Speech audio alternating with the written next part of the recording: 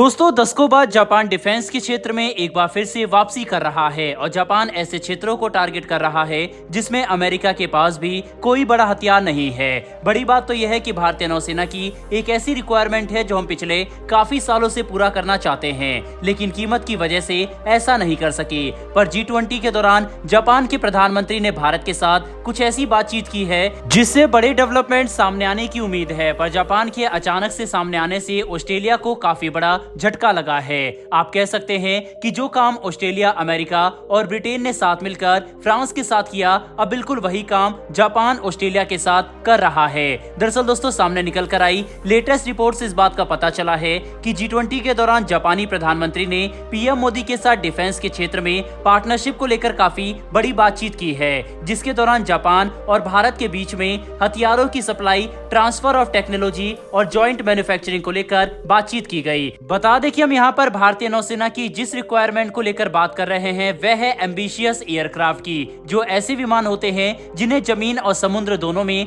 आसानी से लैंड कराया जा सकता है। भारतीय नौसेना के पास अगर पेट्रोलिंग और लोगों की जान बचाने के लिए इस तरह के एयरक्राफ्ट होते हैं तो हम हिंद महासागर में अपनी पहुंच और मौजूदगी को काफी ज्यादा बढ़ा सकेंगे। अब बड़ी बात तो यह है कि जापान के पास इस तरह के एम्फीबियस विमान में एक्सपीरियंस है, पर हथियारों को एक्सपोर्ट न करने वाली पॉलिसी की वजह से जापान भारत को बड़े हथियार सप्लाई नहीं कर सकता था। लेकिन अब इसमें बड़े बदलाव आ रहे हैं, जिसके पीछे चीन की आक्रामक होना और अमेरिका की तरफ से जापान की सुरक्षा में कमी करना बताया जा रहा है, जिसे लेकर जापान डिफेंस के क्षेत्र में वापसी करना चाहता है।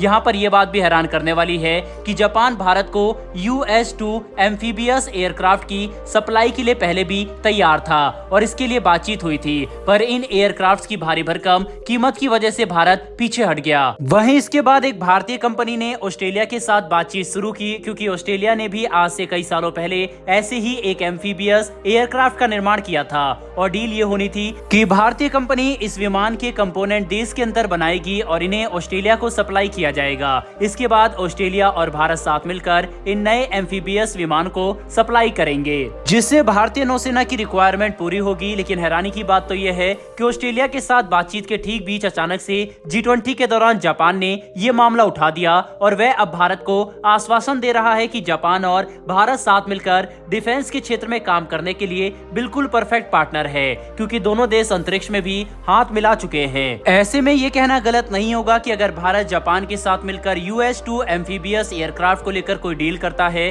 तो ये हमारे लिए काफी अच्छा होगा। साथ ही ऑस्ट्रेलिया भी जापान के साथ भारत की नजदीकी देखकर हैरान है। लेकिन यहाँ पर हमें इस बात पर भी ध्यान देना हो चाहिए कि ऑस्ट्रेलिया ने फ्रांस के साथ बिल्कुल ऐसा ही किया था। दरअसल परमाणु सबमरीन को लेकर फ्रांस और ऑस्ट्रेलिया के बीच में एक बड़ी डील साइन होनी थी, लेकिन तभी बीच में अचानक से अमेरिका और ब्रिटेन कूद पड़े। इसके बाद ऑस्ट्रेलिया ने फ्रांस को धोखा देकर अमेरिका और ब्रिटेन के साथ ये डील कर ली और अब ऐसा ही ऑस्ट्रेलिया के साथ भी हो रहा है, जिसमें भारत एम्फीबियस विमान की अपनी रिक्वायरमेंट ऑस्ट्रेलिया की बजाय जापान के साथ पूरा करना चाहता है। बहरहाल दोस्तों, बढ़ते हमारी दूसरी खबर की तरफ। ये खबर कनाडा की तरफ से निकलकर सामने आ रही है, जो अब भारत के साथ अपनी राजनीतिक स्थिति को लेकर काफी अजीब पोजीशन में आ चुका है। दरअसल लेटेस्ट रिपोर्ट के मुताबिक भारत और कनाडा ने एक दूसरे के साथ फ्री ट्रेड एग्रीमेंट को लेकर चल रही बातचीत को रोक दिया है और ये अनिश्चित काल के लिए बंद कर दी गई है, जिसके पीछे की वजह दोनों देशों के बीच कुछ राजनीतिक परेशानियों को बताया जा रहा है, जिनके ठीक होने पर ही ये बातचीत फिर से शुरू होगी।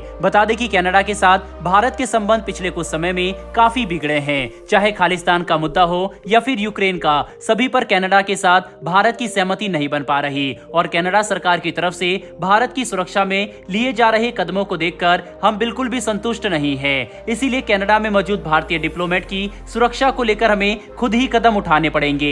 ऐसे में फ्री ट्रेड एग्रीमेंट को लेकर बंद हुई बातचीत ये बात साफ तौर पर दर्शाती है कि दोनों देशों के बीच संबंध चुनौतियों का सामना कर रहे हैं। बहरहाल दोस्तों, इस वीडियो में इतना ही, लेकिन आपके हिसाब से भारत और कनाडा के रिश्तों को देखते हुए क्या भारत को कनाडा के साथ FTA को साइन करना भी चाहिए या फिर नहीं? अपनी राय कमेंट बॉक्स में लिखकर जरूर बताइएगा। साथ ही हमारी आने वाली डेली ऐसी वीडियो के लिए चैनल को सब्सक्राइब कर बेल नोटिफिकेशन अवश्य दबा लें। फिर मिलेंगे ऐसी एक नई वीडियो के साथ। धन्यवाद। जय हिंद।